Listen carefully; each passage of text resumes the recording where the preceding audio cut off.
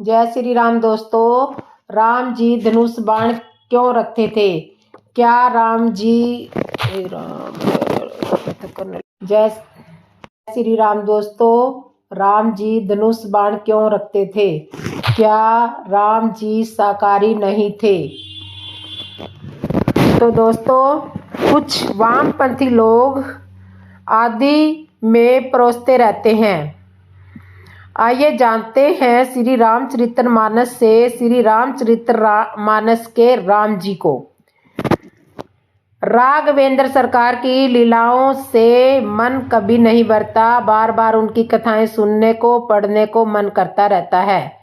कुछ राम विरोधी लोग प्रभु पर आरोप लगा देते हैं कि वो मृगों का शिकार और उनको खाने के लिए करते थे।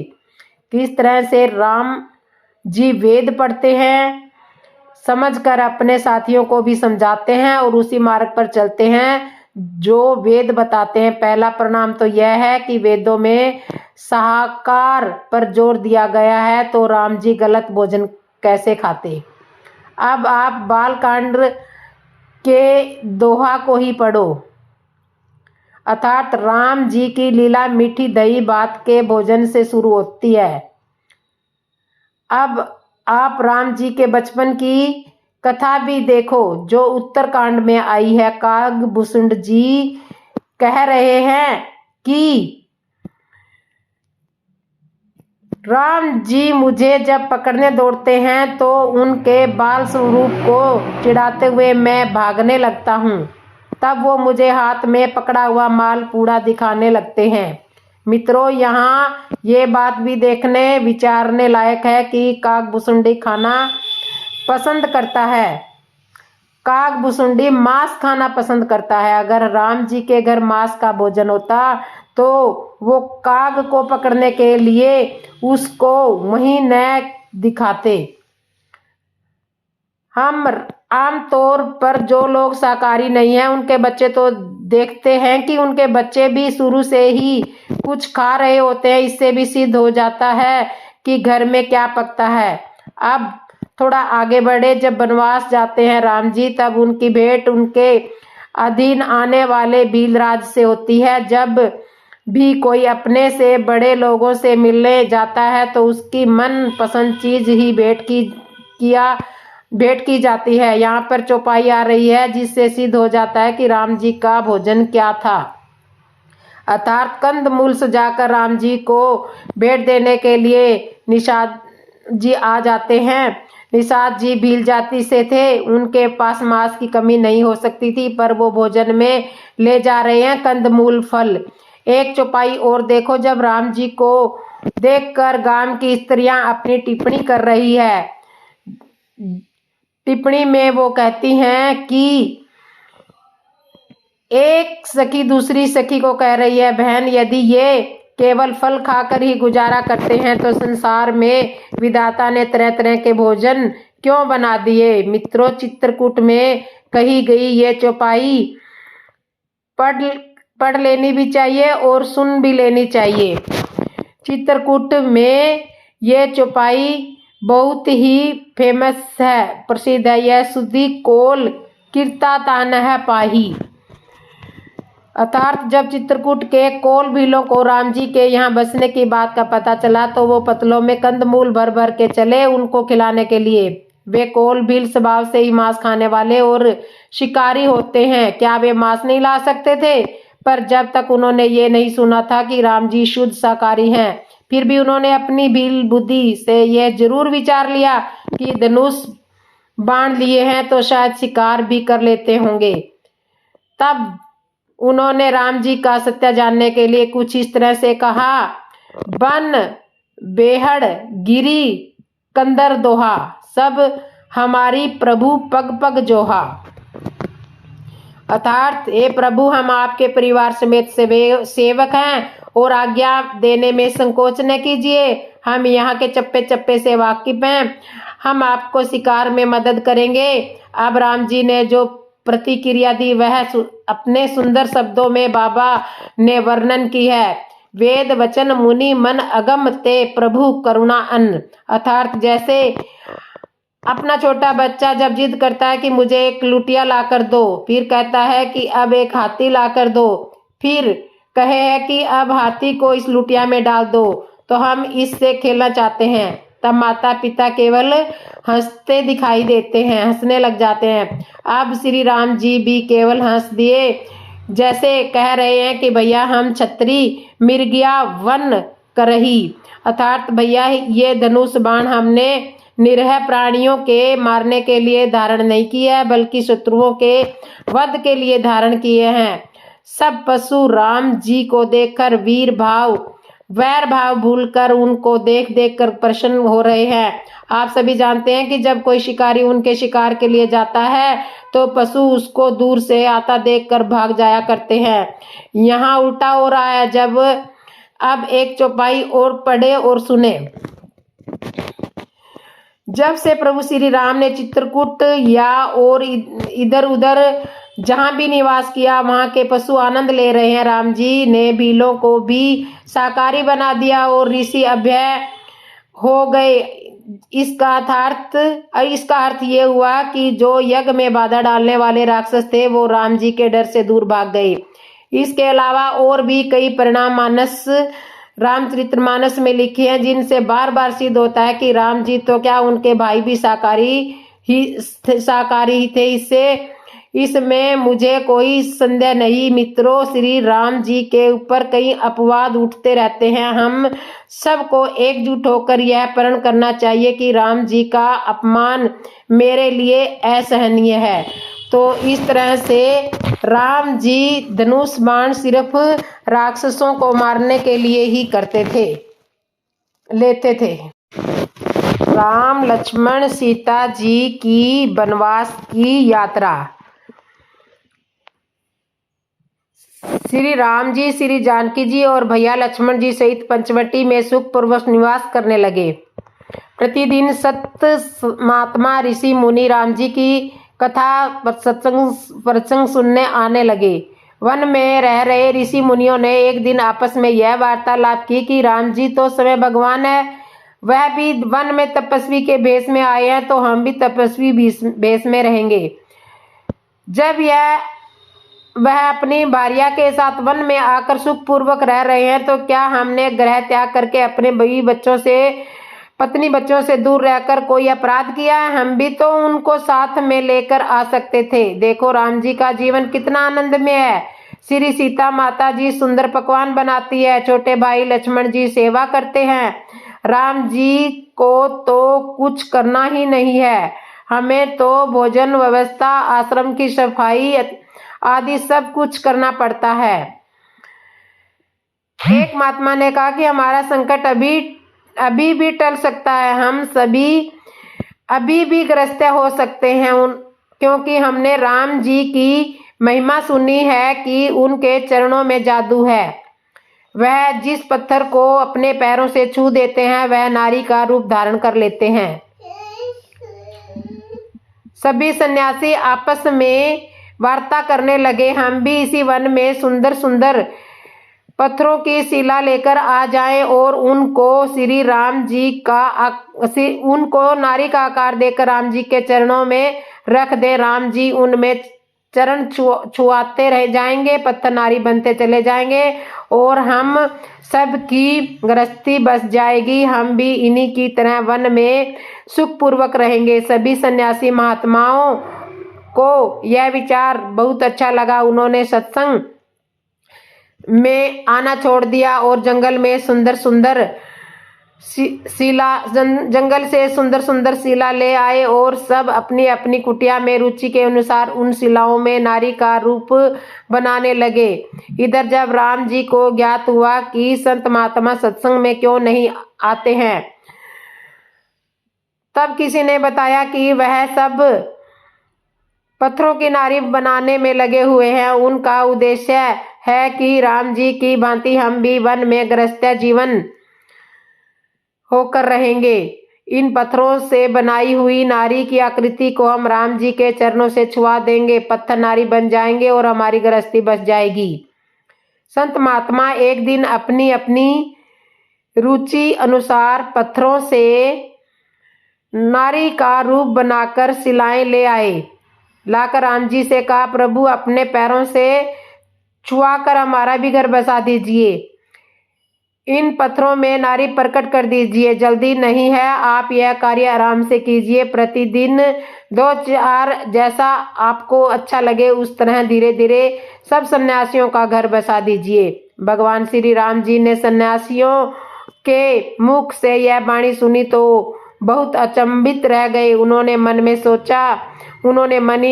में लगा लिया कि वन में नारी को साथ लाने का संदेश सन्यासियों के प्रति बहुत गलत जा रहा है, कुछ करना पड़ेगा। राम जी ने सीता जी से कहा कि देखो, मैंने तुम्हें मना किया था साथ में आने को, देखो तुम्हारे कारण इन महात्माओं की बुद्धि भ्रमित हो गई है, यह भी अपना घर बसाना चाहते हैं, जबकि यह संन्यास धर्म के विरुद्ध है। भगवान ने संतों से, ऋषि मुनियों से कहा कि एक काम कीजिए, जिन चरणों की रज में नारी बनने की शक्ति है वह चरण तो आज लक्ष्मण जी ने धो दिए हैं, तुम कल आना, तब मैं तुम्हारी यह मनोकामना पूर्ण करूंगा। महात्मा अपनी शिलाएं लेकर वापस चले गए।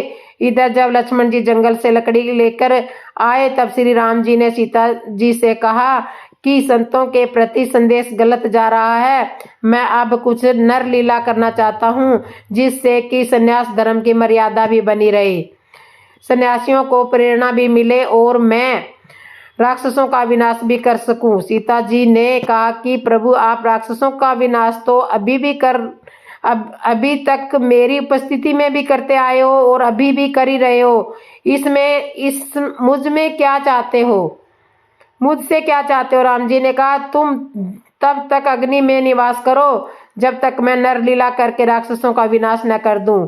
तुम पावक महु कुरहु निवासा। श्री सीता जी ने राम जी की बात को स्वीकार कर ली और अग्नि में समा गई। श्री सीता जी ने राम जी की आज्ञा से अपना वैसा ही रूप और शील स्वभाव छाया के रूप में रख दिया। भगवान ने जब यह वार्तालाप श्री जानकी जी से किया तब लक्ष्मण जी वन में लकड़ियां लेने गए हुए थे, इसलिए इस भेद को लक्ष्मण जी भी नहीं जान पाए। दूसरे दिन रावण की बहन शूर्पणखा पंचवटी के निकट आ गई। निकट आने पर उसने श्री राम और लक्ष्मण पर अपना मोह बरसाने लग गई। तो इस तरह से राम की जो है वो वन की यात्रा चलती रही। राम जी ने कौन सा प्रश्न पूछा सुमित्रा से, जिसे सुनकर सुमित्रा का मोह नष्ट हो गया। बात उस समय की है जब श्री राम जी सीता जी के साथ एकांत में सुख पूर्वक बैठे हुए थे। उसी समय माता सुमित्रा उनके पास आई और कहने लगी, राम, मैं आपसे विनय करती हूँ कि मुझे कुछ उपदेश प्रदान करें ताकि मेरा अज्ञान नष्ट हो जाए। श्री राम ने पहले तो क्षण भर विचार किया और फिर बड़े ही विनय से बोले, माँ, पहले तो आप मुझे यह बताएं कि आप कौन हैं।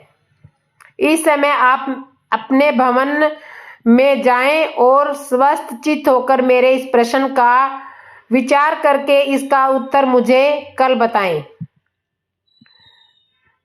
तब मैं आपको उपदेश दूंगा। यह सुनकर सुमित्रा जी विस्मित हो उठी और उस वचन पर विचार करते हुए चुपचाप अपने भवन में चली गई।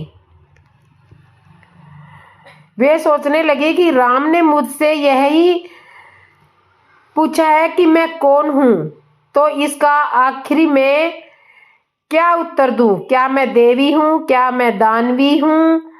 क्या मैं राक्षसी हूं? क्या मैं मानवी हूं? वास्तव में जो राम ने पूछा है वह प्रश्न बड़ा ही जटिल है। इसका उत्तर बता पाना और भी कठिन है। यदि मैं राम से जाकर कहूं कि मैं मानसी हूं तो यह सटीक उत्तर नहीं बनता, क्योंकि शरीर ने नाटक के पात्र की तरह अनेक योनियां प्राप्त की है, तो फिर मैं मानुषी कैसे?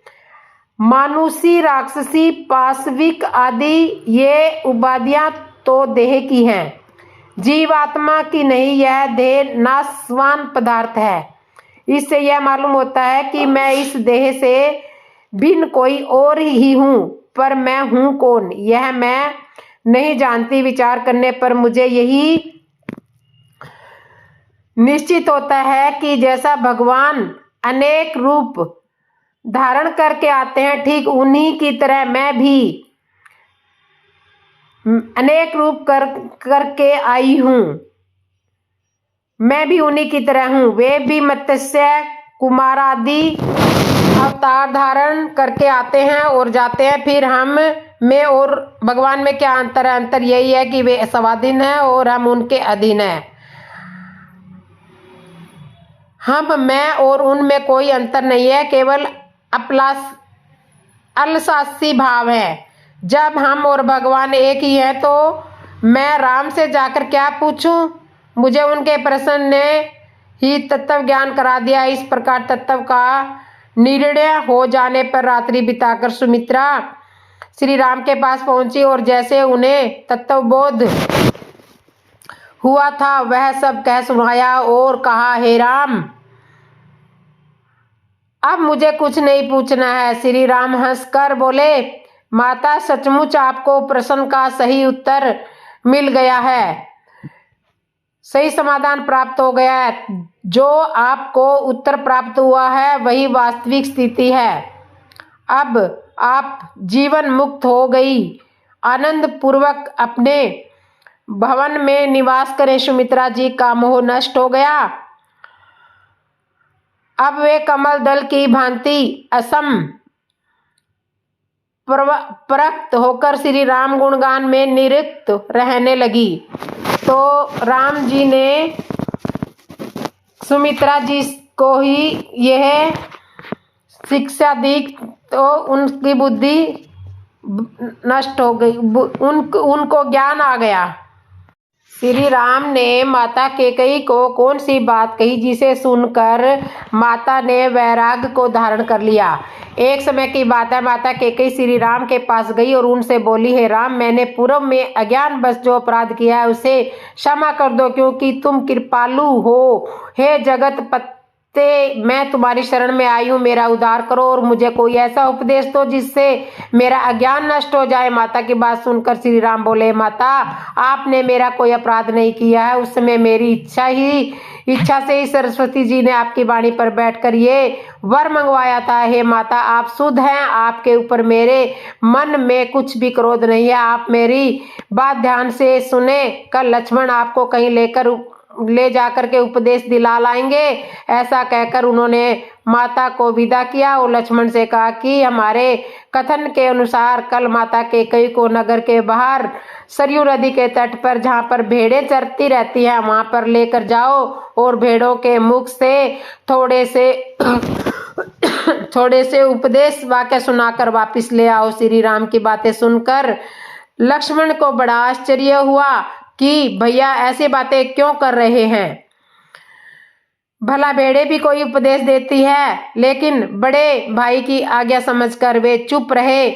और दूसरे दिन प्रातः लक्ष्मण भैया भरत के भवन में गए और माता कैकेयी को पालकी में बैठा कर दास दासियों के साथ अयोध्यापुरी के बाहर सरयू तट पर वहां पहुंचे जहां भेड़ें स्थित थी। माता कैकेयी को पालकी से उतारकर लक्ष्मण जी उन भेड़ों की तरफ इशारा किया। माता, उन भेड़ों की तरफ देखिए, भैया ने आपको इसलिए ही यहाँ पहुंचाया है, भेड़ों के उपदेश प्राप्त करने के लिए आपको यहाँ भेजा है। लक्ष्मण की बातें सुनकर माता कैकेयी को बड़ा आश्चर्य हुआ। वे मन ही मन सोचने लगी कि श्री रामचंद्र जी ने मुझे यहाँ भेजकर मेरा अपमान किया है। रामचंद्र जी ने मुझे यहाँ भेजकर लगता है मेरा उपवास किया है। भला भेड़े ही कोई उपदेश देती है। वह अपने मन में तर्क वितर्क कर रही थी कि उनने कई बार भेड़ों के मुख में की ध्वनि सुनी। मैं की ध्वनि सुनकर कैकेयी ने अपने मन में सोचा कि ये भेड़ें मुझे देख करके मैं क्यों कर रही है। लगता है कि इसने कोई गुड़ रहस्य है और भाव छिपा हुआ है। अगर इसमें कोई बात न होती तो राम मुझे यहाँ ना भेजते।